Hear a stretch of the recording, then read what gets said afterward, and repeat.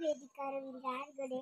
माझ्या शाळेचे नाव जिल्हा परिषद प्राथमिक शाळा गोदेगाव. मी पहिली शिकते. माझी नाव सोनाली. हसऱ्या चेहऱ्याची, सर्वांना आवडणारी. आम्ही सर्वजण तिला लाडाने सोनू म्हणतो. सोनूला खूप मित्र मैत्रिणी आहेत. सोनूला लगोऱ्या खेळायला आवडते. मैत्रिणीसोबत ती क्रिकेट सुद्धा खेळते. शनिवारी सोनू शाळेतून घरी आली. मला म्हणाली, आजी ग, मी खेळायला जाते. मैत्रीण माझ्यासाठी थांबल्या आहेत. मी म्हणाले, तू लवकर परत ये. सोनू म्हणाली, हो आजी, मी येते परत लवकर.